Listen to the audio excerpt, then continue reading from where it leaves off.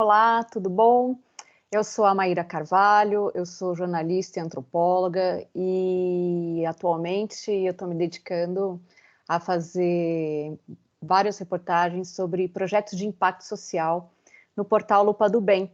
E é sobre isso que eu vou falar um pouco sobre a minha prática, né, nessas entrevistas. Por isso que o nome da minha fala, da minha palestra é Por uma escuta ética, caminhos possíveis entre o jornalismo e a antropologia.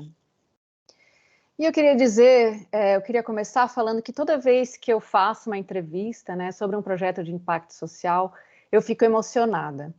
Eu fico emocionada porque os projetos de impacto social, eles são projetos que dizem respeito a uma questão muito sensível, muito delicada, e por isso que eu defendo uma escuta ética, porque sem entrar nesse debate, né, da filosofia, do que é a ética, eu parto daquela noção comum da ética como uma coisa boa, como uma coisa verdadeira.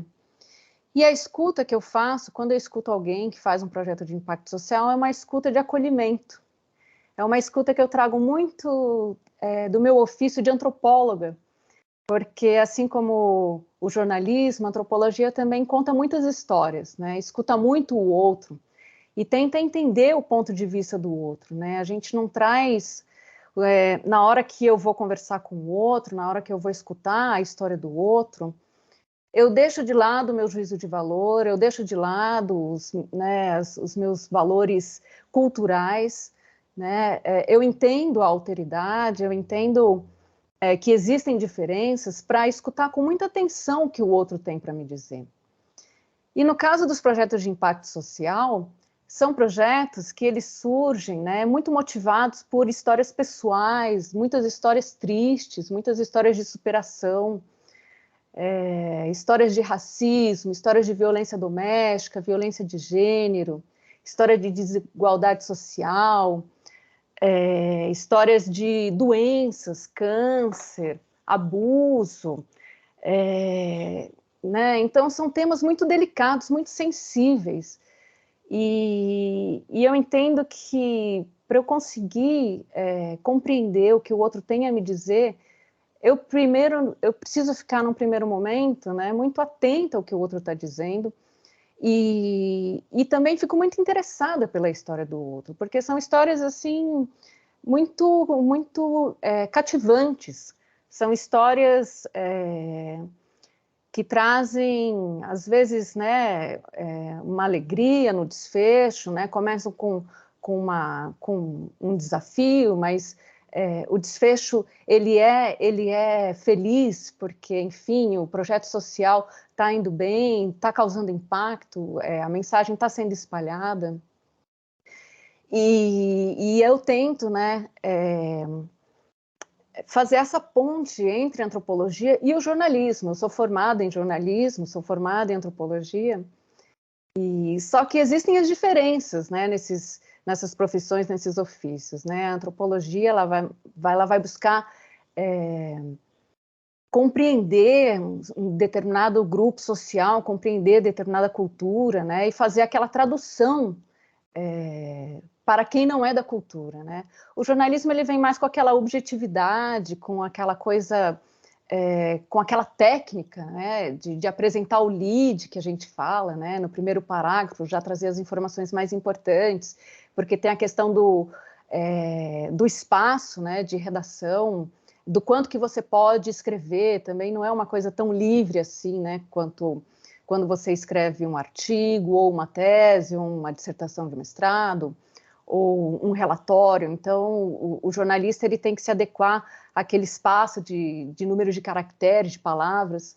Por isso que existe muito essa questão da objetividade no jornalismo.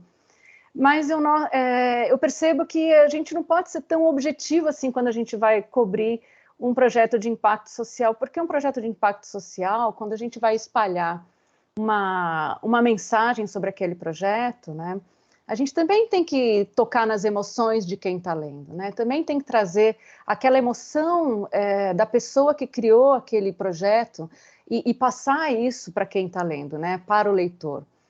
E, assim, ao longo desse ano, eu cobri vários projetos de impacto social. Então, né, a gente já falou dentro do Lupa do Bem sobre direitos LGBTQIA+, sobre saúde mental, aqui inclusive com Aos Ouvidos, sobre maus tratos dos animais, sobre povos indígenas, sobre desigualdade social, sobre população de rua, sobre racismo, sobre doenças, câncer, sobre soluções para as doenças, né?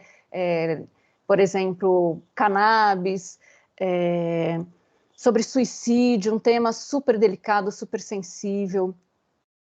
Então, são temas que requerem também uma certa humildade de quem está entrevistando, né? E eu procuro sempre ter esse papel, né, de compreender que o que o outro está falando, que o meu entrevistado está falando, muitas vezes pode não ser um assunto muito, muito agradável de falar, né? Eu acredito que pelo fato de eu ser mulher, isso acaba também criando uma conexão mais forte com os meus entrevistados, tanto homens quanto as mulheres, mas eu noto que, principalmente com as mulheres, né, existe muito projeto de impacto social que é liderado por mulheres. Eu acho que isso também contribui para que os entrevistados, no caso as entrevistadas, se sintam mais à vontade para debater certos assuntos, muitos assuntos tabus, né, que a gente está começando a trazer agora, menstruação, abuso sexual de crianças, como que, né, violência doméstica, como que a minha entrevistada vai falar de um assunto tão delicado se eu também não deixo ela à vontade? Então, procuro sempre deixar os meus entrevistados muito à vontade e mostrar que eu tô disponível e com muita empatia pelaquela história, né? Uma coisa que eu acho que é bacana a gente refletir nessa questão, né, entre o caminho, né, entre o jornalismo e a antropologia. A antropologia, como eu disse agora há pouco, ela costuma pesquisar outras culturas, outras organizações sociais, as nossas próprias organizações sociais, mas a gente costuma fazer essa pesquisa para mostrar, né, refletir por que algo está acontecendo dentro daquele grupo, né? Quais são os desafios, o que a gente pode fazer pensando, né? Tecnicamente, né? O que é possível fazer para destrinchar aquele nó, para mostrar como aquele evento ele é feito, observar, né? Na antropologia a gente parte muito daquela noção da observação participante, então não basta você conversar com o outro, você participa das ações do outro. No jornalismo isso não é possível.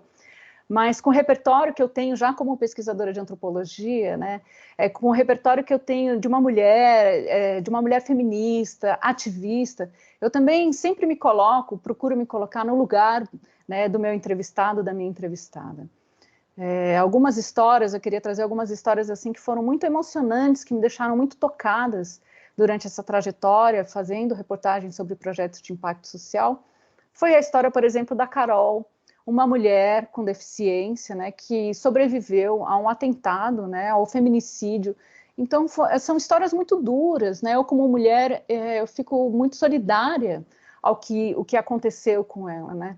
E aí vem a parte do texto. Depois que porque não basta você fazer aquela escuta com ética, né? Aquela escuta ética, aquela escuta atenciosa, acolhedora, com empatia. Depois também vem um outro momento, que é o momento do texto.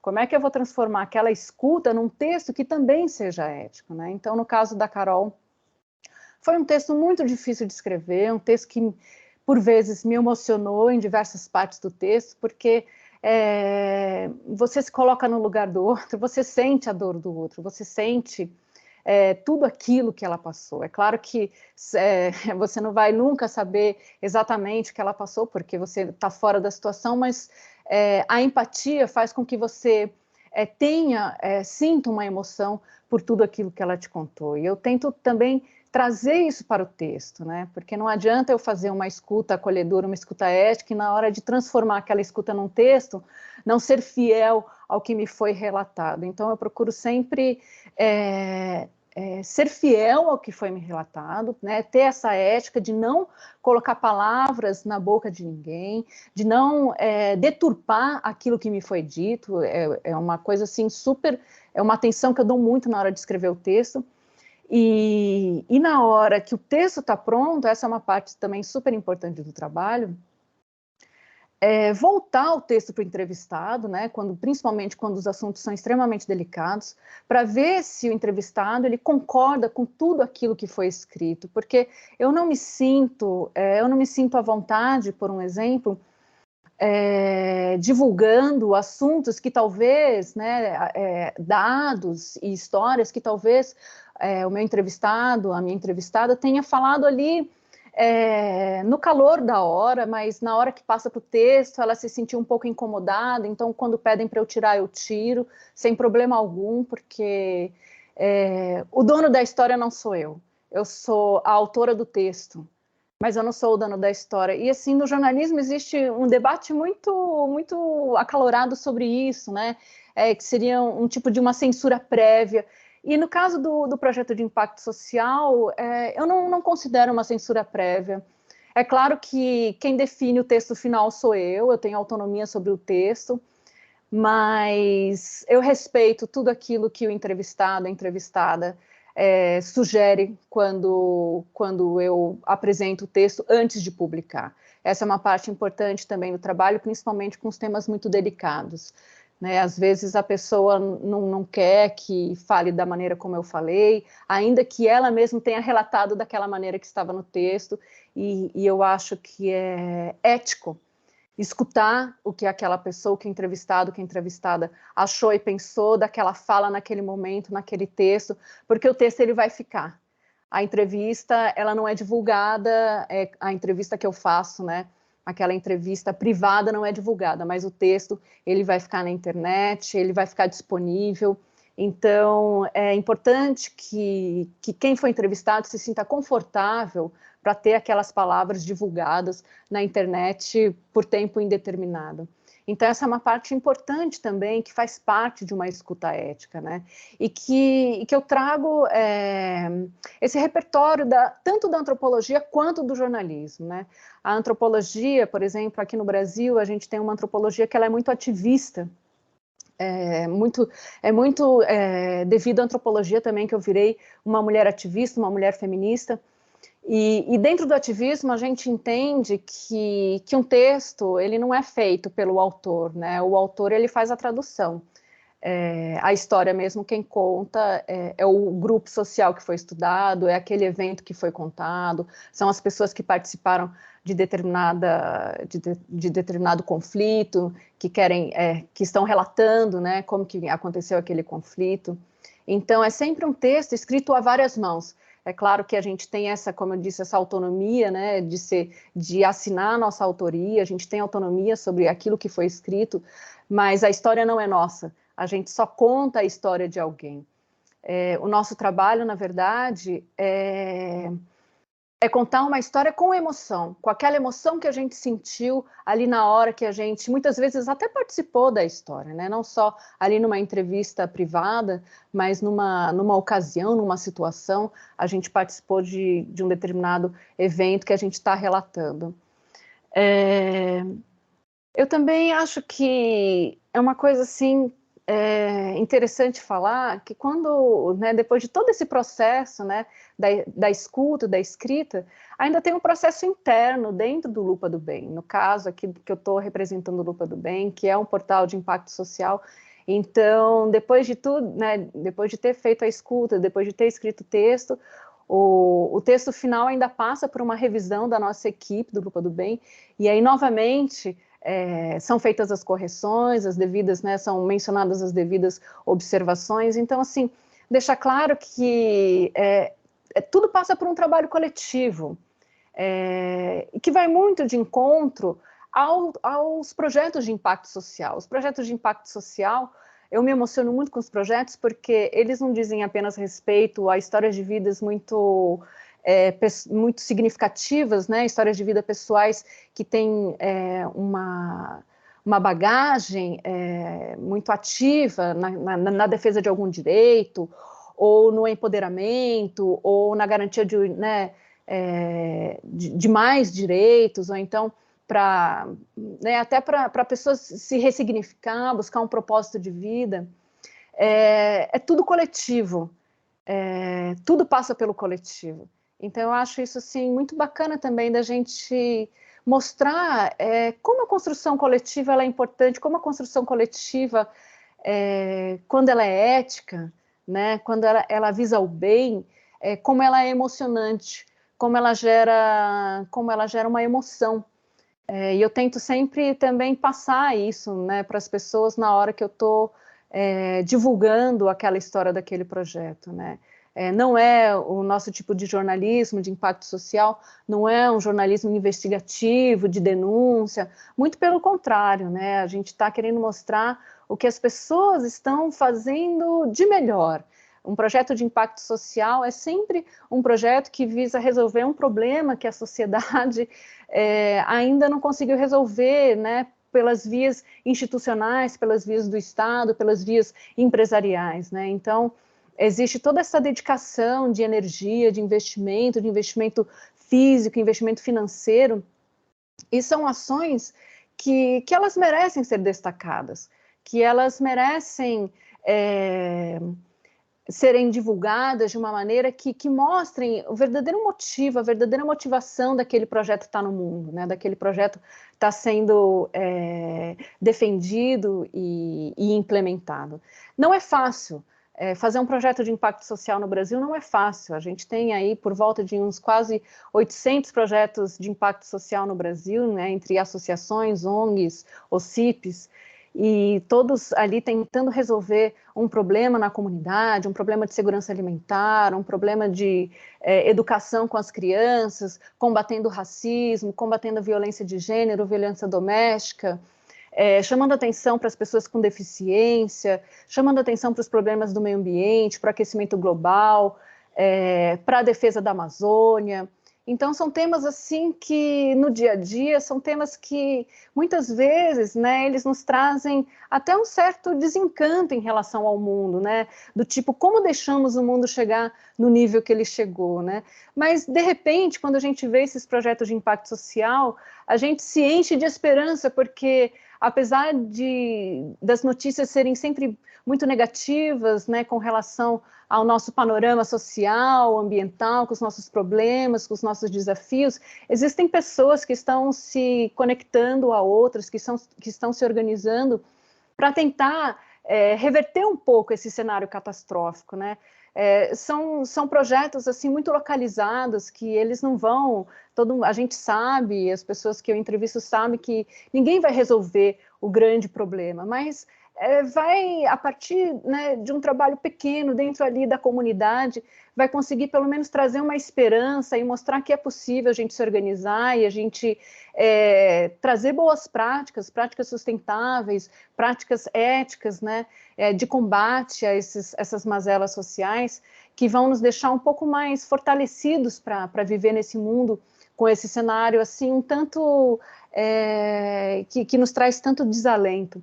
Então, fazer esses textos sobre impacto social também me enchem de esperança, e é por isso que eu defendo, né, essa escuta ética, né, e esses caminhos possíveis entre o jornalismo e a antropologia, trazer todos esses ensinamentos que a gente recebe nesse nosso ofício para espalhar uma mensagem positiva, uma mensagem boa, ainda que sobre temas um tanto delicados e sensíveis. Eu vou mostrar um pouquinho das fotos, né, dos projetos que a gente tem mostrado no Lupa do Bem, e para a gente ver como que esses projetos eles estão impactando a vida das pessoas.